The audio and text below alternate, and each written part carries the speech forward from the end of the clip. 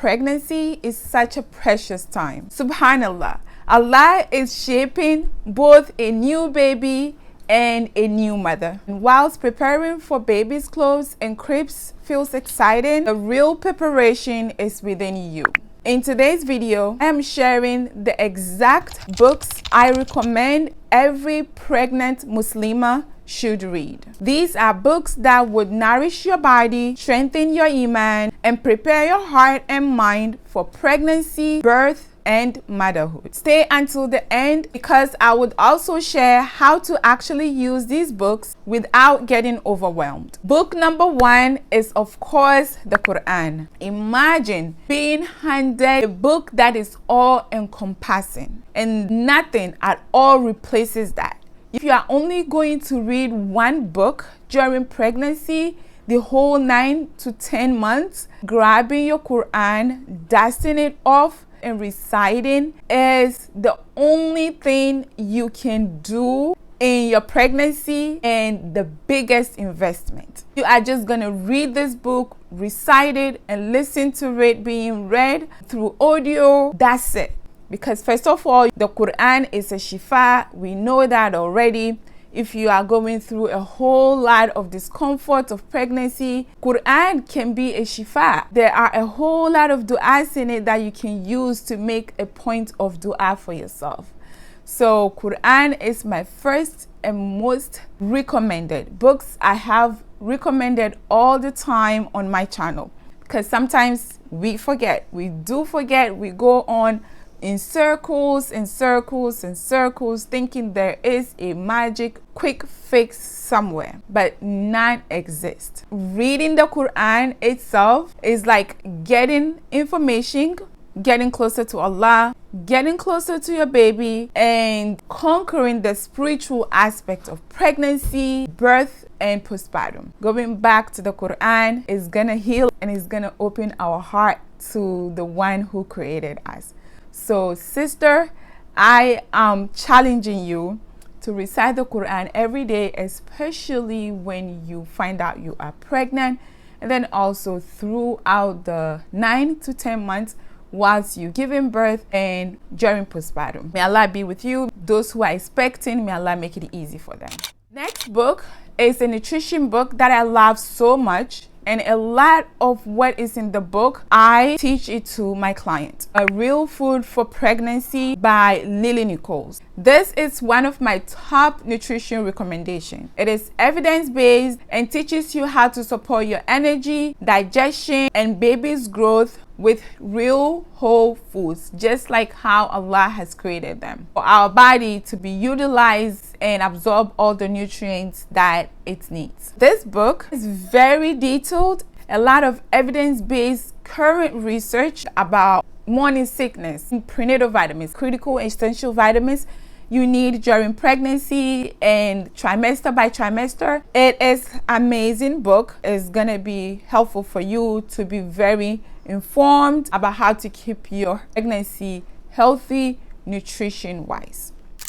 Next book is What to Eat When You Are Pregnant by Dr. Nicole Avena. This book breaks down nutrition week by week. It's practical, simple, and really helps you connect what you are eating with how your baby is developing inside you. I like the book so much because the breakdown of all the nutrients is very clear. It is simple English. It is not very technical. It's easy to read.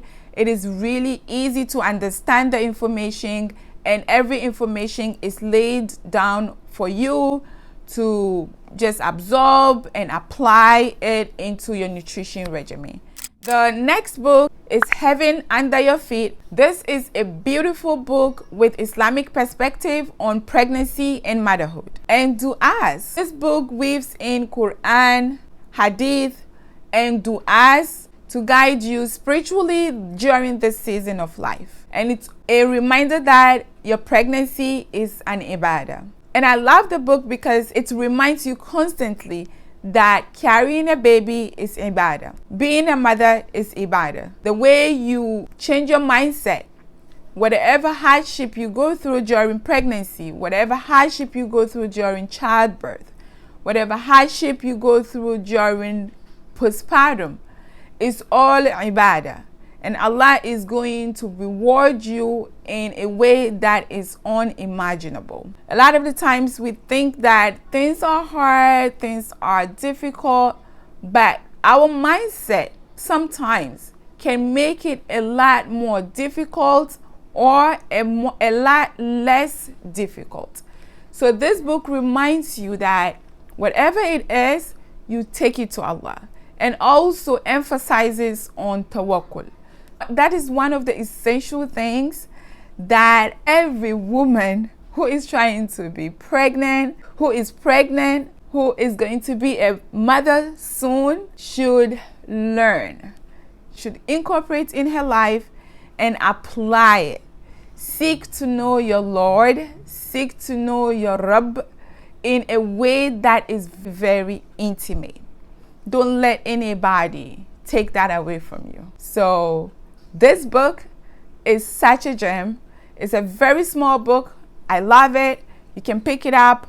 I'm going to link it, or I'm going to link all the books in the description box below, and you can check them out, inshallah. The next book is The Fourth Trimester by Kimberly Ann Johnson.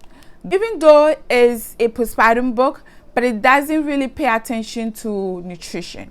I love nutrition because that's my field, that's my expertise. Postpartum itself, 50% of it, I would say, depends on nutrition to heal, nutrition to recover, nutrition to make good quality enough milk for your baby, nutrition to fill in the gaps for you for all the depletion that went on during pregnancy and all the nutrient depletion that went on during childbirth, and then now in postpartum, and with parenting toddlers, and with everything else life throws at you. So I love that. But this book is exceptional because it also addresses a different aspect of postpartum. It addresses the pelvic floor health.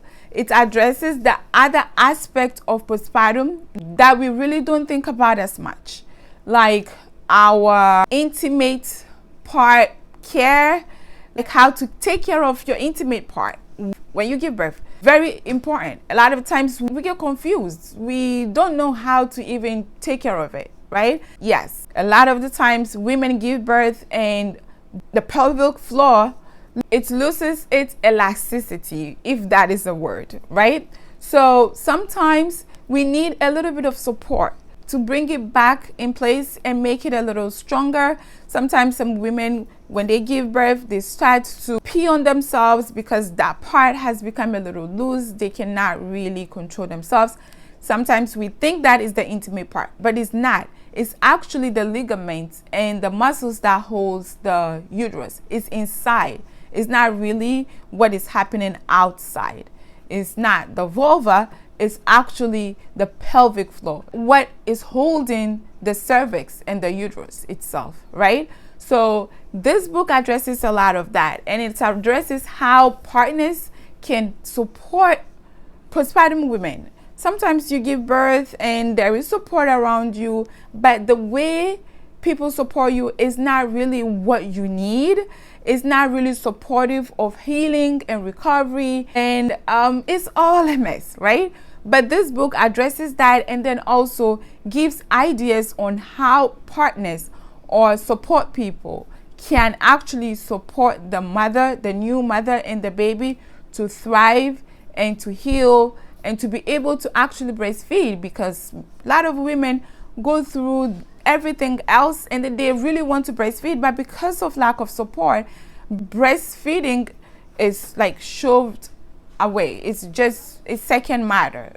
We don't really pay attention to it because everything else has clouded the mom, right? The mom is doing this, the mom is doing that. So in as much as possible, this book gives a lot of information about that. And if you are supporting a new mom or there's a new mom in your life, do well as much as possible to support her and her baby in ways that she aligns with it, not what you think aligns with her. Pregnancy does not end at birth. And this book is such a gift. It prepares you for postpartum recovery. It talks about your body, hormones, and how to set up a strong support system. Next book, that is the book number 5, is Amani Birth by Aisha Al-Ajar. If you want to understand birth from an Islamic and evidence-based perspective, this is the one. It empowers you to prepare for labor with both tawakkul and practical knowledge. I actually took one of Amani Birth workshop for doula and also childbirth education to be a certified childbirth educator. And the program is amazing. I enjoyed joining the group and I learned a whole lot about childbirth and about doula work. And yeah, I think the book has a whole lot of information and it's also easy read, so you can grab it. So this is the book, Amani Birth. I think it has a lot of information though. It has a little bit of nutrition aspect. It also gives tips and tricks that is very absorbable, quick, right? It's hard for you to forget because those information are not really lengthy with too much stuff, too much words. I'm going to read an excerpt from Amani Birth regarding what kind of information is in this book. So here it says, pregnancy is an honor and a blessing, and it is a time of extreme trust of Allah in our ability to bear the burden, and trust in Allah not to burden us with more than we can bear. In fact, there are at least 4 ayat, that's verses, in the Quran about our burdens. First ayah is, God or Allah does not burden any soul with more than he or she will be able to bear. And this is Quran chapter 2 verse 286. The next verse is, we do not burden any soul with more than he is well able to bear. And this is in Quran Surah 6 verse 152. And the third one, it says, we do not burden any soul with more than he is well able to bear. And this is in Quran chapter 7 verse 42. And the last is, Allah does not burden any human being with more than he has given him. And it may well be that Allah will grant after hardship ease. And this is in Quran chapter 6 verse 57. I love how a lot of the information here is based on the Quran and Hadith, and yeah, it's full of information, and you can pick the book and read it and find for yourself. Next book is Birth Without Fear. So this book is a beautiful book. I love it when I was reading it. When I read it, I found it very beneficial, and it's gonna be beneficial to mamas as well. Even though I read it in the perspective of a professional, in the perspective of a doula, a health educator, childbirth educator, a nutritionist, a lactation counselor, and all of that. But this book is a nice book. It is written by a fellow mama / doula. I think she's a doula. Yeah, yeah. But look at where I have bookmarked, right? So it is talking about VBAC. I hope you know what VBAC is. VBAC is VBAC. What does that mean? It means vaginal birth after cesarean birth, or vaginal birth after C-section. A lot of the times when women give birth through the C-section route, doctors would say, no, you cannot give birth through the birth canal anymore because we have cut you. Going through labor and exhausting yourself and all of those things that might happen during labor, it might cause you harm. Especially sometimes the wound would open, the cut will open, or something will happen, whatever it is.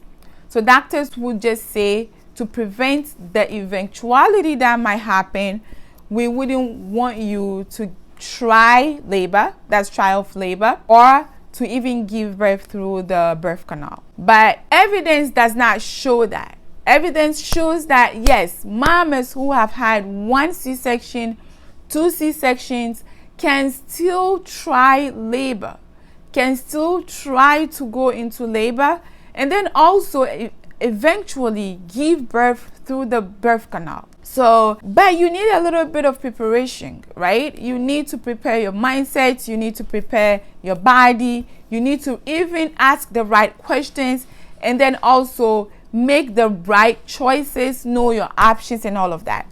So this book really explains a lot about that, and then also makes you to be aware of your options and gives you a lot of information of how to talk about that with your provider if you're choosing the OBGYN route or if you're choosing the midwife route. I'm looking to see if I can read something simple here. It says, with birth comes uncertainties. Birth is unpredictable. All you can do is look at your body, your history, and your experience and come up with an individualized care plan with your provider.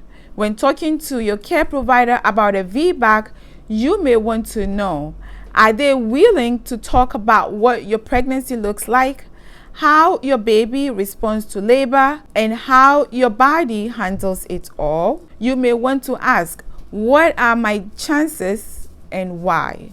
What are my risks and why? What's in my favor and why? This conversation should be an evaluation of those risks and possibilities among yourself and your providers. You want someone who will say, let's look at these numbers. Let's look at you. And then let's come up with a plan for you, right? So you don't want somebody who is going to judge your birth preferences based on everybody else's birth preferences. You want a provider who is going to make decision and support you in making decision based on you as a person. So this book is very good. It has a whole lot of information. You can pick that up as well. Inner Maid's Guide to Childbirth is a popular book in the natural birth community. It has a lot of information, very detailed, very practical, a lot of stories. I love the book, and I think if you are going on to consider natural unmedicated birth, this is a book that you want to pick up. You want to pick up this book to read and understand what natural unmedicated birth is. There is natural undisturbed birth, and as Muslims, we also have to think about that. Maryam alayhi salam, when she was giving birth to Isa alayhi salam, she went to look for a very peaceful place by the guidance of Allah. A very quiet, secluded, nobody was there except her and Allah. And when the instruction came to her that this is what she has to do and this is what she doesn't have to do, it was just her and her Lord, her and her Creator, right? So nobody was telling her, open, push, scream, don't scream, whatever you are doing is too much, or whatever you're doing, do it well, or the hip squeezes. Nobody was doing that, right? Or giving her IV and giving her Pitocin and epidural. No, it wasn't like that. It was just full tawakkul and her belief and her faith and her trust in Allah manifested. Allah ordered her to shake the palm tree and get some dates, right? To give herself some calories, because what? Labor is a calorie expensive event. It's a very calorie demand event. It's like running 2 marathons at the same time. So Allah knows that. He created us, right? So He instructed Maryam alayhi salam to shake the palm tree and get some dates to eat. And then there was a stream of water to get some water and quench her thirst and hydrate herself, because she's going to lose some water when her water breaks, and she's also going to lose some blood, right? So she needs to replenish. What is in dates? Iron, a whole lot of it. Iron replenishes your lost blood, right? What is in water? It's just water, hydration. It's gonna hydrate her and also increases her blood volume, right? So that is hikmah of Allah, subhanallah.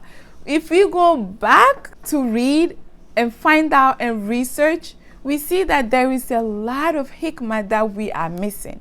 We are not searching for the right things and from the right resources, right? We are waiting for people to do the research and then come and share it with us.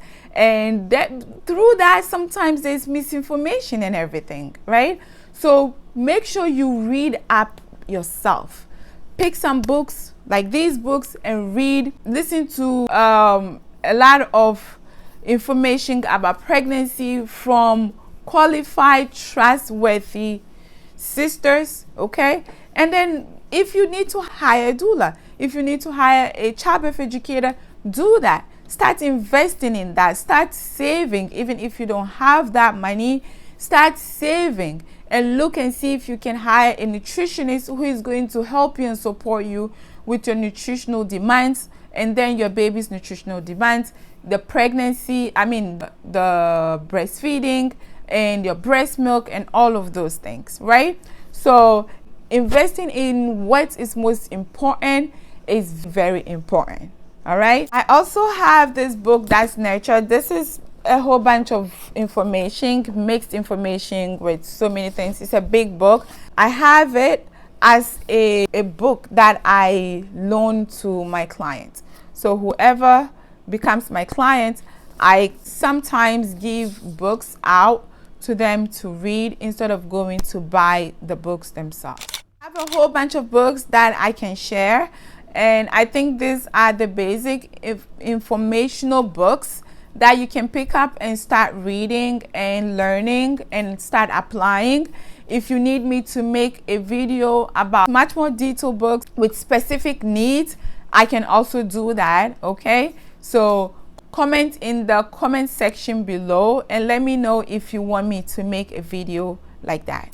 All right, so now we can move on to how to use these books. I know that's a lot of books and you may not finish them all. Here is my advice. Choose one nutrition book and keep it as a reference. Pick one birth prep book to read in your third trimester. Read Heaven Under Your Feet slowly, almost like a companion to your Quranic reflection. Keep the fourth trimester ready to read before and during your third trimester and after birth. Trust me, you will need it.